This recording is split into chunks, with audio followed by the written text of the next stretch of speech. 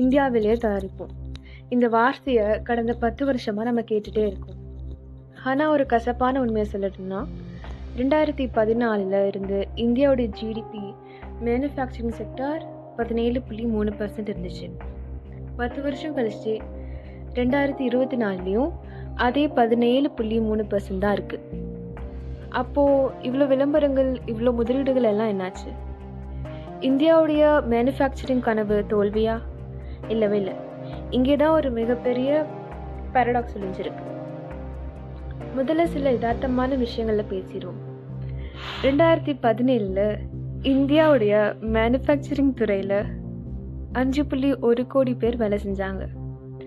ஆனால் 2023 இது 3.5 கோடியாக குறைஞ்சிருக்கு.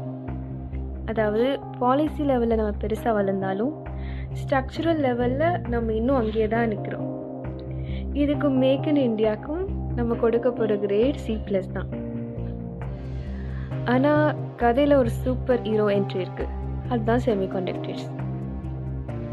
செமிகண்டக்டர் துறையில் இந்தியா செஞ்சது ஒரு மேஜிக். 2021 நம்ம பயன்படுத்தின சிப்ஸில் 9% கூட இந்தியாவில் தயாரிக்கப்படவே இல்லை. ஆனால் இன்னைக்கு 10 மிகப்பெரிய செமிகண்டக்டர் ப்ராஜெக்ட்ஸ், சுமார் 1.6 லட்சம் கோடி முதலீடு. February 28, 2026 இந்தியா அவ்வளோ சீக்கிரம் மறக்காது. அன்னைக்கு தான் குஜராத் மாநிலம் சானந்தில் மைக்ரான் நிறுவனத்தோட இந்தியாவுடைய முதல் செமிகண்டக்டர் ஃபேக்ட்ரியை பிரைம் மினிஸ்டர் மோடி திறந்து வச்சார். 22,516 கோடி ரூபாய் முதலீடு. இது வெறும் ஃபேக்ட்ரி இல்லை, இந்தியா உலகத்துக்கே சிப்ஸ் சப்ளை பண்ணுறதுக்கான ஒரு முதல் கேள்வி வரலாம். அப்போ இந்தியா இப்போதைக்கு செமிகண்டக்டர் தயாரிக்கவே இல்லையா அப்படின்னு? இல்லை, இந்தியா உற்பத்தி தொடங்கியிருக்கு. அதுதான் இங்கே முக்கியமான விஷயம். ஒரு செமிகண்டக்டர் உருவாக்குறதுக்கு ஒரு சாதாரண ஓட்டல் நடத்துகிற மாதிரி இல்லை, அது ஒரு மிகப்பெரிய சமையல் கலை. இப்போதைக்கு இந்தியா மைக்ரோன் போன்ற நிறுவனங்கள் மூலமாக சிப்ஸை அசம்பிளி மற்றும் டெஸ்டிங் செய்ய ஆரம்பிச்சிருக்கு. அதாவது ஒரு மொபைல் ஃபோனுக்கோ அல்லது காருக்கோ தேவையான அந்த சின்ன மெமரி கார்டுகளையும் ஸ்டோரேஜ் சிப்ஸ்களையும் இந்தியா மண்ணிலேயே நம்ம உருவாக்க தொடங்கிட்டோம்.